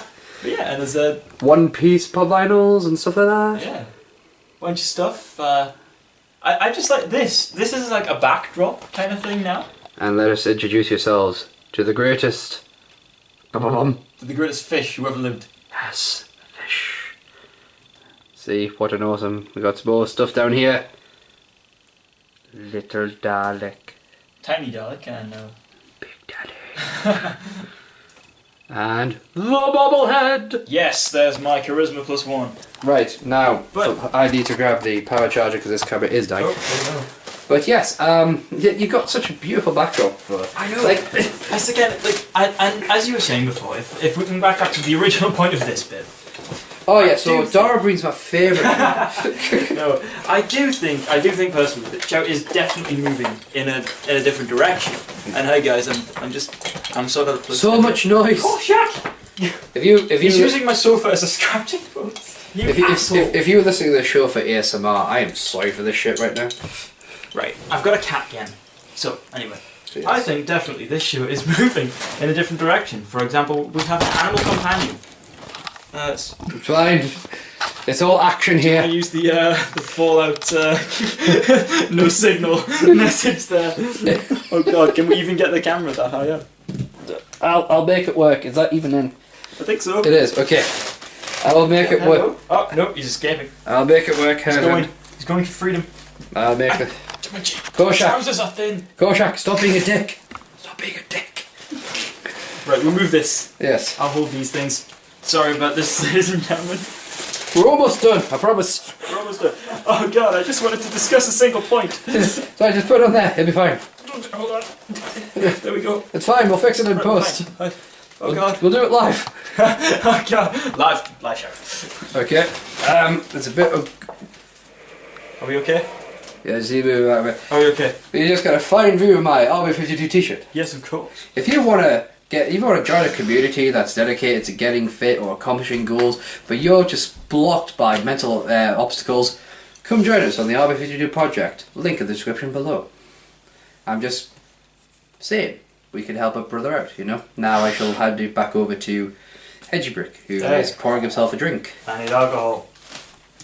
And, yes. And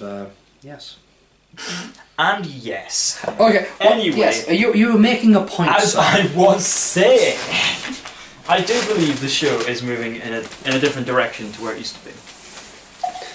A positive direction. But definitely a positive direction. We've gotten together, us three, on the show regularly, and we've discussed exactly where we want to move it. We've discussed how we want the new intro to look, the new logo, all of that stuff. And we've discussed it not as like one of us, not as two of us, like we would usually have done way back, but we've discussed all three of us, and we've made sure that it works for everyone involved. Yeah. And that's the best part about it. Absolutely. And on the side of that as well, we've got, we've definitely got a better plan going forward. Yes. We've got a better place to record. We've got, as I was saying, a better backdrop for Steve here. And in fact, that should be the Snapchat. the fish is there too. That's what I need a picture of. Is just me doing that fucking stupid.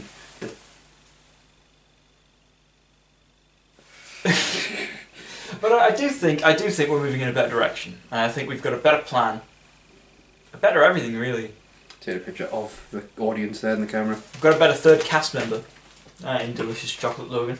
Delicious Chocolate Logan. Rorschach is about to suffocate himself inside a plastic bag. I'll be right back. So while he's doing that, I mean, I'm going to very quickly explain, by the way, what this is all about. I'm going to need that as well. So this is a replica of Peter Capaldi's sonic screwdriver from the current season of Doctor Who. Basically, so it does a few different things. The reason I carry it is because one of the bits of advice I got from a mental health expert is one of the problems I have is I take myself way too seriously sometimes and I get really stressed out. So if there's anything that makes me feel less serious and whatever, I should carry it with me and help me calm down. And you can't take yourself too seriously when you're carrying around a Doctor Who toy screwdriver. So I now carry this around me, and occasionally I will mess around with it because it just helps me feel a little more youthful, a bit more like a child, which is important. He's very interested in that noise. Yes, he's like, gosh, I was like, what is that noise? So yeah, that's why I have a sonic screwdriver. And as for the suit jacket, well, I've never been good at fashion, so I like the jacket, so I'm wearing it. That's why. I'm 30, I can do what the fuck I like. Come on, get down. So your point was obviously we're planning the show now. We're like having more conversations about it, and we're really like getting to the nitty gritty of how it all works. And we've discussed where we want to go with it. We've discussed what we want to do. We've come up with new designs. Yeah. Logos. I think the new intro is going to be really cool. New intro is definitely going to be good. I'm working on the t-shirt design for it, which because also I'm doing the logo. Yes. And I think it's going to be great. I think it is really going to be something special. So I'm looking forward to getting to record it as well. Yeah.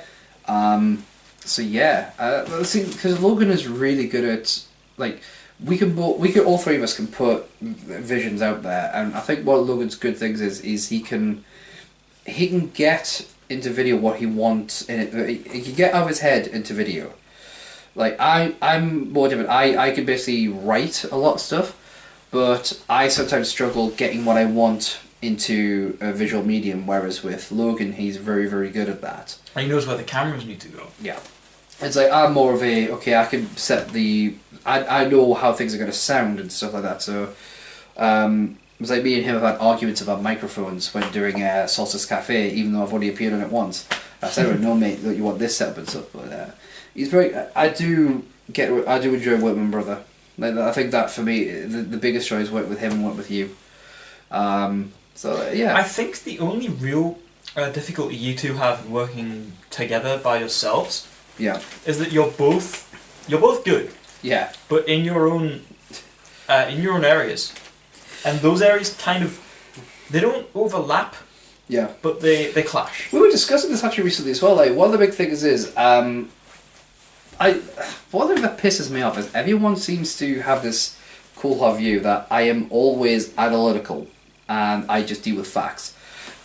People see this when, for example, if someone says, "Oh, that person can't sing," and I'll go, "Well, they're hitting these notes, and yes, they can sing. You just don't like the sound of it." That would be analytical, but I have an emotional side. I'm actually a very emotional person.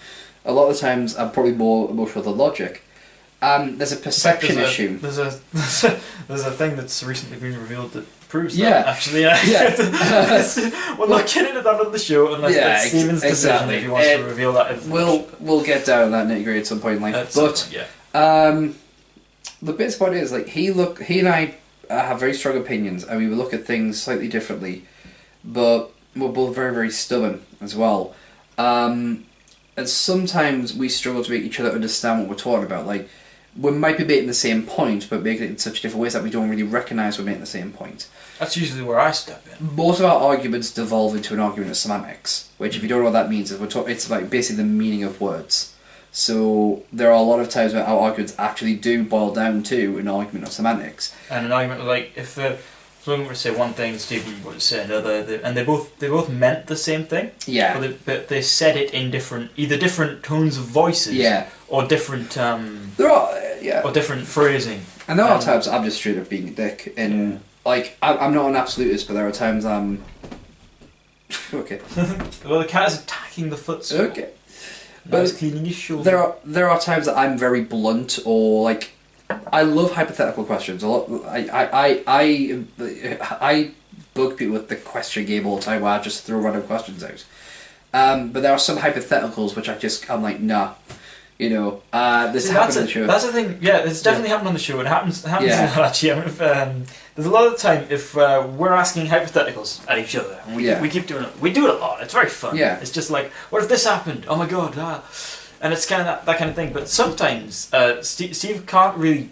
What is it? You can't picture the certain scenario happening. It's not that I can't picture it. It's just that it goes, well, no, because this. Like, the biggest one was when we were talking about if the universe was a simulation or not. And my biggest argument was it wouldn't change anything because we're still within. It changes nothing because reality still exists as we see it. I think my issue with that was I sat there and I agreed with you completely, and I still do. If the universe is a simulation or if it's not, it doesn't really change anything for me. But also, I can say now, like I can imagine the whole scenario. Like if it was, this would be the case, and if it wasn't, this would be the case. But like nothing changes for me. But with you, it would be more of a case of it wouldn't change. Therefore, that's the end of it. So for me, it was like a case of it was almost an absolutist approach, which I was like going, well, no, because it doesn't change anything. End of. But it's like, okay, but look at the grander scale. Yeah, and you would say... And that was when... You say... now I can... Yeah, you say nothing changes, that means... Again, that means nothing changes. I say nothing changes, but what if someone turned it off? Yeah. What would happen then? Like, I mean, I can't really imagine that because that's would continue. But if someone left it on, it would be like this. My if you altered the... my thought on it now is it would be fucking devastating because obviously it would change the public. And obviously that has a knock-on effect. So if anything, if I was the only one that knew about it, it wouldn't change anything. Yeah. Because I still have to live within the confines of that universe. But I think the bottom line of all this... Anyone who wants to see more of the cat, send in messages. It's the internet. They also see the cat. So, I think... If you want a higher quality camera, send money. To see more of the cat. Hey, yeah. I kicked your butt. Hey, we're recording. No, he's got a little... We're recording this in 1080. He has a little ginger patch right there under his mouth. Yeah, we're recording this in 1080, bro. That's my favourite patch, though. Yeah. The carry bag goes. I think this would actually be a good time to wrap it up. I don't want to wrap up the cat in a bag. No. So, next episode will be episode 60. It will be. It's not the 60th video we've ever done. It's just the 60th episode in the rebooted series. Yeah, of AC. The chances are we will not be joined by the piece of cake. Hashtag delicious chocolate Logan. No, probably going to eat that after we're done. Actually, it's very nice. But still, send him the messages of hashtag delicious Logan and don't explain why. If you want to know why, he has to watch the show. Yes. And that is his punishment. Anyway, next episode 60, is going to be a special. Yeah. Is going to be a con episode. Mm-hmm. However, Stephen over here is not going to know much about the con. He's not attending this time. No, for the first time ever, I'm not going to Comic-Con for many reasons. There'll be plenty of pictures, maybe a couple of snapshot videos of myself and Logan from outside when we go for smoke breaks. We should definitely make a shout snap chat page for that. I'll get you the log. I'll make it and I'll give you the login details. There'll be plenty of photos. I'll be taking a fully functional DSLR camera. Nice. I imagine Logan will too. Logan will be in cosplay. Wait and see what that is. It's going to be amazing. I won't myself. I don't even know what it is. Exactly. And I live with him, so... I won't be in cosplay myself, but there'll be photos, there'll be a couple of videos. We'll be giving updates throughout the con, and after the con, obviously the 60th episode will be, if anyone's interested in what we do at cons, if anyone's interested in what kind of stuff goes on at cons, if you've never been to one before, feel free to send in all your questions about that. Yeah. And we'll have a grand old time. We'll have to see if Creative Person wants in on that episode as well, because obviously she's going. She will be. She might want to be a special guest. So, yeah, we'll do that. But for now, let's say goodbye. It's weird because we can't do an outro again. We don't have Logan. Yeah, I'll give him my best shot, and then we'll take it. So. I'll do the linkage. I have to tell you what, we'll outro ourselves. Yeah. If you want to catch up on all the ongoings of the show, follow us at shouttheshow.com, or you can go to our Facebook page at facebook.com/shouttheshow. We also are on Instagram at shouttheshow. You're seeing a pattern here. You can also follow us by hitting the subscribe button, which we definitely want you to do. Hit that subscribe button. Down there? Yeah. Well, it'll be right. Down there. I'm on this side, aren't I? I don't. Well, that's weird. Because normal. The method it's changed. I don't know where we're all going to be. It's going to be mad. It's either here or here, or maybe there. It's somewhere. It can't be there. It can't be there. No, it won't be there. It might be the. Unless Future Beast being a dick. buzzed focus from. I'm fine. Anyway. It might be there. Logan, we I need might you. flip upside down, and it's there. Don't. Okay. If you really want to get into some editing, make sure that it's everywhere I point to, and just like flip me around the screen everywhere. Well, they do end cards now, so it's Nice. fine. But yes, also follow us on, like I said, follow us on Instagram. We're essentially able to shout the show. Send in your questions, shouttheshow.com/. Oh yeah, we love them, as we discussed. Yeah, Favorite keep bit of the sending show: them. questions, interaction with you guys. There's a cat who's playing with. And a there little will be a snap. ball. There will be a Snapchat page. That Snapchat will be in the description below. We will be setting that up very soon. Yes. Before the weekend. You could also follow us individually. You can follow me pretty much on every platform but Steve Jones 313. I also have my own YouTube channel, which is youtube.com/Steve Jones 313. Everything I own is again either Hedgy Brick or on Twitter. It's the_Hedgy Brick. There will be links in the description below, so we'll have to plug all of that. But it is if you really want, the Snapchat will be there too. Yeah. It's So thank you all very much for tuning in to this week's episode. Remember, #DeliciousChocolateLogan. Gotta do it, please. Especially on Twitter. So good. Especially on Twitter. I know it won't trend, but by God, if you can make it trend. I will feign ignorance, and I will get feign ignorance throughout an entire con over the weekend. Yes. It will be beautiful. Please do it. And if he asks why, don't tell him. So, it is goodbye from Steve Jones 313. It's goodbye from Hedgy Brick Casthorpe. And this has been #Shout. Episode 59. And we're saying good night and #DeliciousChocolateLogan. Fade to black.